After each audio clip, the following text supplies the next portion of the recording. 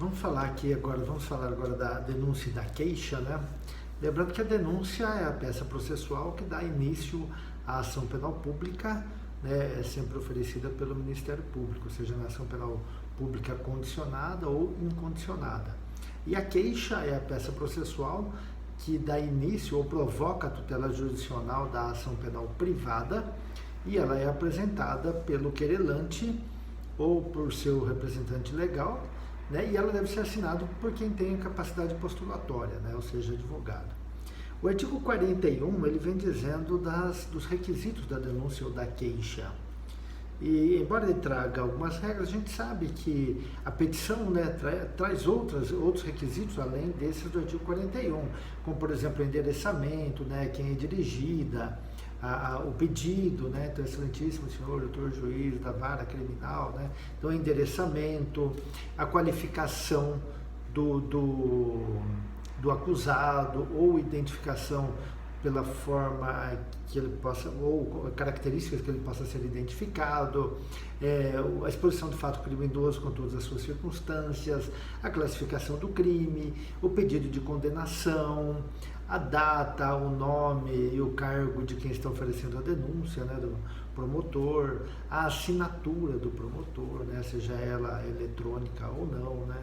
Mas o artigo 41, ele vem dizendo: a denúncia ou queixa conterá a exposição do fato criminoso com todas as suas circunstâncias, a qualificação do acusado ou esclarecimentos pelos quais se possa identificá-lo, a classificação do crime e, quando necessário, o rol de testemunhas. Quando necessário, porque aqueles crimes documentais, vamos dizer assim, né, eles não necessitam de prova testemunhal, basta prova documental, né?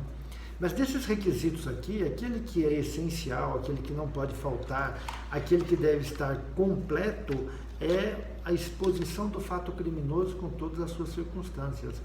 Em razão daquele provérbio lá, dê-me os fatos que te dou o direito, né, para o juiz, ou seja, para o juiz interessam os fatos e não o direito. Então, o Ministério Público, o querelante, deve levar ao juiz os fatos, né, a exposição do fato criminoso, com todas as suas circunstâncias, né, a possibilitar a efetiva ampla defesa e contraditório. Né? Se a exposição do fato criminoso não for correta, se ela não estiver muito bem delimitada, não é possível que se ofereça uma ampla defesa e um contraditório a contento, né, razoável. E embora a falta dessa exposição do fato criminoso com todas as suas circunstâncias leve à inépcia da denúncia ou da queixa, os tribunais têm entendido que no caso daqueles crimes societários, né, em que é muito complexo, né, o fato criminoso, ele tem várias nuances, muitas nuances. Então, nesses casos, tem se admitido, né, que a exposição do fato criminoso não seja tão detalhada para se identificar a conduta de cada um dos sócios. Fora isso, né, ela é essencial sob pena de inépcia da denúncia ou da queixa. As omissões, eventualmente, que ocorrem na denúncia ou na queixa podem ser corrigidas até a sentença, de acordo com o artigo 569, e é possível, né, corrigir essas omissões, né, por aditamento à denúncia. Aditamento, correção, complementação da denúncia ou da queixa, né? É possível que isso seja corrigido, né? A inépcia da denúncia nada mais é que o entendimento que ela não reúne os requisitos mínimos, né, para prosseguir. E aí o juiz, alguns autores falam que não é rejeição da denúncia, aí seria caso de indeferimento da denúncia, mas o Código não fala isso, o Código só fala em rejeição, né? A gente tem também os casos de excesso de denúncia ou denúncia alternativa, excesso de queixa ou queixa alternativa, né? Excesso de denúncia ou queixa é quando o Ministério Público ou o querelante, ele atribui ao agente vários crimes, né, que acabam tornando impossível a sua defesa, né? Alguns autores dizem até o seguinte: é mais fácil você se defender de um tiro de uma arma ou de uma rajada de metralhadoras, né?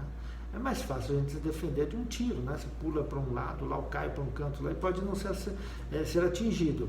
Uma rajada de metralhadora, por mais que você corra para lá ou para cá, certamente você será atingido, né?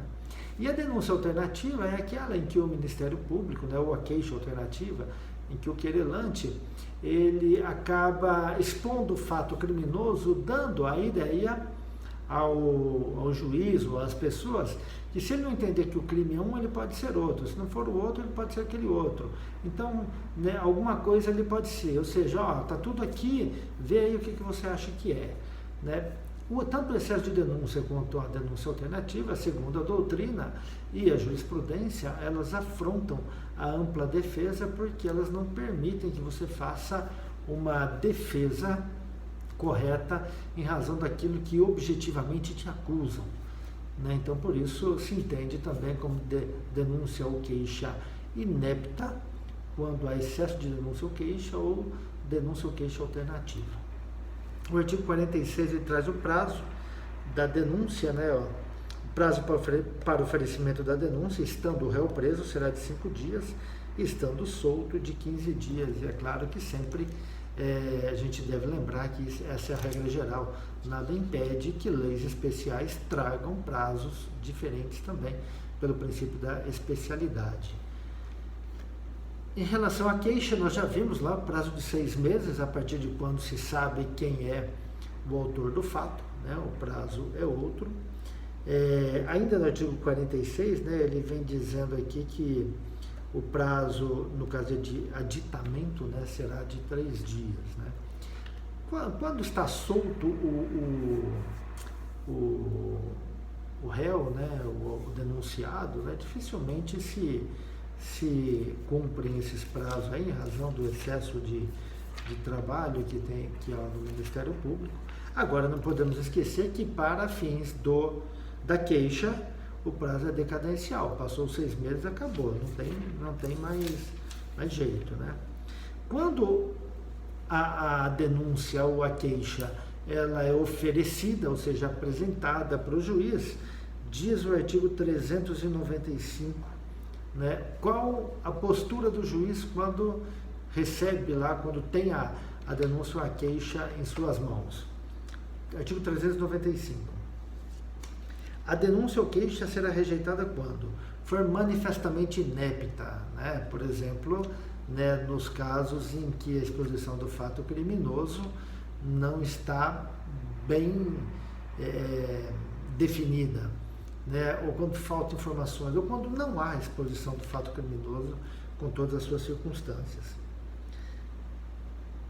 Quando faltar pressuposto processual ou condição para o exercício da ação penal. Quando a ação penal, as condições da ação, os pressupostos processuais, faltando um deles, né, ou existindo um pressuposto processual negativo, por exemplo, na queixa, a decadência, né, na denúncia, né, é uma ação penal pública condicionada, não há representação, então, né, falta um pressuposto. Né. Inciso 3, faltar justa causa para o exercício da ação penal. Aí a gente cai lá na questão lá do interesse de agir, lá das condições da ação, né? Essa falta de justa causa, que embora os autores tragam vários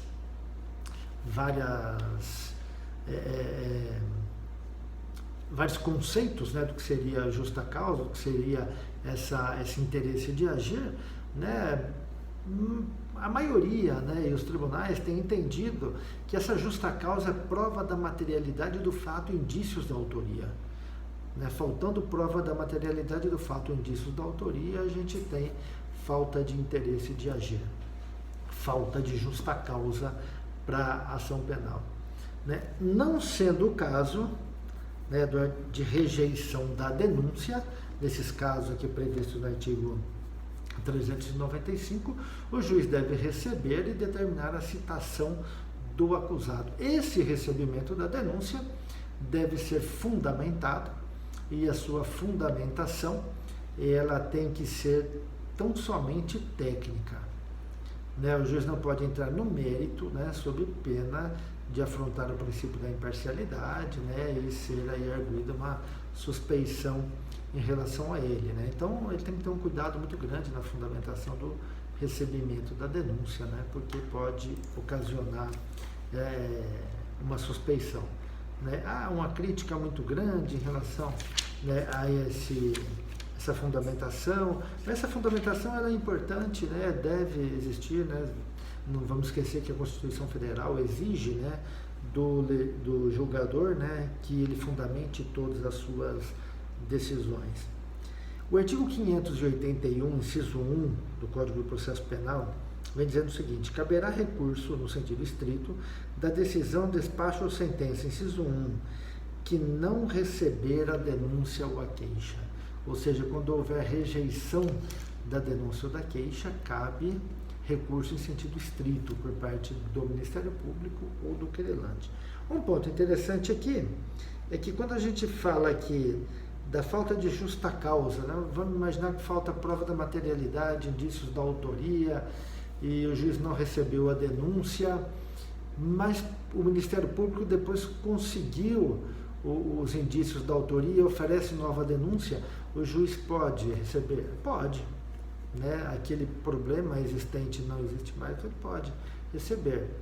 Um outro exemplo aqui, quando ele fala da falta de pressuposto processual, né, na legitimidade, a gente está falando de uma ação penal pública condicionada, faltou a representação, o juiz não recebeu a denúncia, rejeitou a denúncia, e o Ministério Público, conseguindo a representação dentro do prazo de 6 meses, né, que é o prazo decadencial, ele pode oferecer a denúncia novamente, sem nenhum problema.